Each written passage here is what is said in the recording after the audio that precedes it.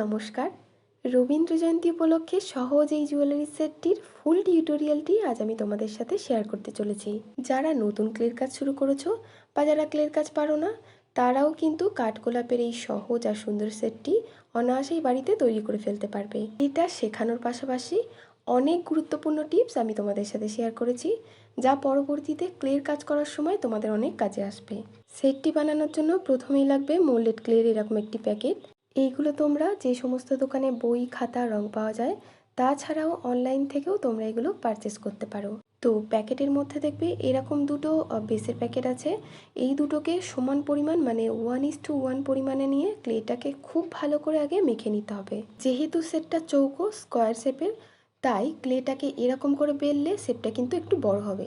কিন্তু যদি গোল করে বেলো তাহলে দেখবে চারধারে যখন কাটবে তখন চৌকো শেপটা অনেকটা ছোট হয়ে আসবে। তাই তোমরা এভাবে করে বেলে বেসটা তৈরি করে নিও। আর বেলার জন্য তোমরা এখানে পেনের ইউজ করতে পারো। খেয়াল রাখবে ক্লেটা যেন সব জায়গাতেই সমান পাতলা থাকে। কোনো জায়গায় বেশি মোটা, আবার কোনো জায়গা যেন বেশি পাতলা, এরকম যেন না হয়ে যায়। কাটার জন্য তোমরা কিন্তু ধারবিহীন পুরাতন ব্লেড ইউজ করবে। আর একটা জিনিস খেয়াল রাখবে, কাটার সময় কিন্তু ধীরে ধীরে কাটবে ক্লেটাকে, তাহলে কিন্তু ক্লের ধারগুলো নিট অ্যান্ড ক্লিন হবে। এখানে দেখো কাটাটা আমাদের কমপ্লিট হয়ে গিয়েছে। আর ভিডিওতে একটু তাড়াতাড়ি কাটাটা দেখাচ্ছিলাম বলে ধারগুলো কিন্তু একটু এবড়ে খেবড়ে হয়ে গিয়েছে। তো এইগুলোকে স্কেল দিয়ে এরকম করে নিলেই চার ধারটা সমান হয়ে যাবে। ক্লেটা যখন দেখবে 50 থেকে 60% মতো শুকিয়ে এসেছে, তখন কিন্তু তোমরা এই কাজটাকে করে নেবে। যদি ক্লেটা দেখো অনেকটা শুকিয়ে গিয়েছে, তাহলে কিন্তু তোমরা এই শেপটা দিতে পারবে না। এবার কাঠগোলাপ তৈরি করে দেখাবো। যদিও এর আগে বেশ কয়েকবার কাঠগোলাপের টিউটোরিয়াল তোমাদের সাথে শেয়ার করেছি, তাও এখানে সহজভাবে কাঠগোলাপ বানিয়ে তোমাদেরকে দেখাবো। কাঠগোলাপের 5টা পাপড়ির জন্য ক্লেটাকে আমি 5 ভাগে কেটে নিয়েছি, আর এক্সট্রা বাড়তি ক্লেটা দিয়ে আমি 20 করে দেখাবো। পাপড়ির জন্য এখানে ক্লেটাকে দেখো আমি ওয়াটার ড্রপে সেভ করে নিয়েছি। এবার এগুলোকে আঙুল দিয়ে প্রেস করে প্রথমে চ্যাপটা মতো করে নিতে হবে। যদি দেখো ক্লের কাজ করতে করতে হাতে কিছুটা চিপকে চিপকে মতো যাচ্ছে ক্লেটা, তাহলে কিন্তু তোমরা অবশ্যই পাউডার ইউজ করে নেবে। তাহলে ক্লেটাকে হ্যান্ডেল করতে তোমাদের অনেকটা সুবিধা হবে। এবার দেখো পাপড়িগুলো ঠিক এভাবে করে একটার ওপর একটা এভাবে করে বসিয়ে দিতে হবে। যারা নতুন আছো তারা কিন্তু অল্প অল্প করে ক্লে মিক্সড করে অল্প অল্প করে কাজটা করবে, কারণ এই এয়ার ড্রাই ক্লে মেখে মোটামুটি 20 মিনিট মতো ফেলে রাখলে কিন্তু আস্তে আস্তে ক্লেটা শক্ত হয়ে যাবে। তখন তোমরা সেটা দিয়ে আর কোনো কাজ করতে পারবে না। সব পাপড়িগুলো লাগানো হয়ে গেলে শেষ পাপড়িটা মানে 5 নম্বর পাপড়িটাকে কিন্তু 1 নম্বর পাপড়ির ঠিক নিচের দিকে বসিয়ে এভাবে করে সেট করে নেবে। আর কাঠগোলাপটাকে আরও একটু রিয়েলিস্টিক দেখানোর জন্য তার চার ধারের পাপড়ির ঠিক ধারগুলো দেখো এভাবে করে একটু ত্রিকোণাকার করে নিতে পারো। এটা অপশনাল, তোমরা চাইলে আগে যে পাপড়ির ধারগুলো গোল গোল ছিল সেভাবেও ছেড়ে রাখতে পারো। কাজ করতে করতে আমার ক্লেটা অনেকটা শুকিয়ে গিয়েছিল, তাই আমি এখানে কিছুটা আঠা দিয়ে কাঠগোলাপটাকে ভালো করে বসিয়ে দিলাম। এবার কুড়িটা তৈরি করে নেব।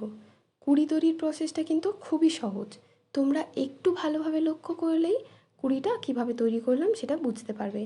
আমি সিম্পলের উপরে চেষ্টা করেছি এই সেটটি বানানোর, কিন্তু দেখো ডিজাইন করাটা তো সম্পূর্ণ নিজেদের উপর।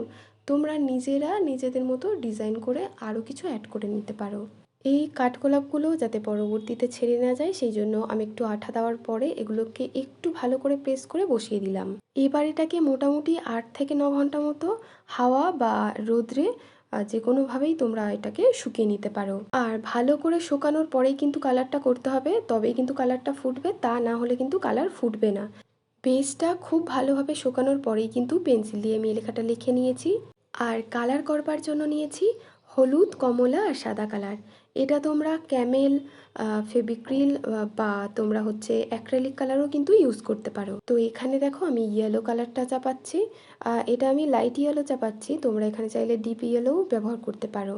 পছন্দ মতো পুরো সেটটি তোমাদের নিজেদের মতো কালার কাস্টমাইজও করে নিতে পারো। আমি এই কালারটা করছি বলে যে এই কালারটাই দিতে হবে এটার কোনো মানে নেই। আমি কালারটাকে এমনভাবে রাখবার চেষ্টা করেছি যাতে সমস্ত শাড়ি, কুর্তি, চুড়িদার সমস্ত কিছুর সাথেই যাতে এই জুয়েলারিটা যায়, সেই রকম একটা কালার আমি এখানে করার চেষ্টা করেছি। আর বলে রাখি এই ডিজাইনটা যে শুধু রবীন্দ্র জয়ন্তী উপলক্ষে পরা যাবে এমন কিন্তু নয়। ডিজাইনটাকে এমনভাবে করেছি যাতে তোমরা রবীন্দ্র জয়ন্তীর পাশাপাশি যে কোনো অনুষ্ঠানেই এটাকে পরতে পারো। আচ্ছা, এখন যে কালারটা আমি দিচ্ছি, যে কালারটা দেখছো তোমরা, এই কালারটা কিন্তু আমি ইয়েলো, অরেঞ্জ আর অল্প একটু ব্রাউন কালার দিয়ে এই কালারটা তৈরি করে নিয়েছি। রং করবার জন্য প্রত্যেকটা কালার কেনার প্রয়োজন নেই। তোমরা এইভাবে অল্প অল্প কালার মিক্সড করে কিন্তু দেখতে পারো যে কী কালার আসছে। আচ্ছা, কালারের আরেকটা গুরুত্বপূর্ণ দিক হচ্ছে কালার ব্লেন্ডিং করা।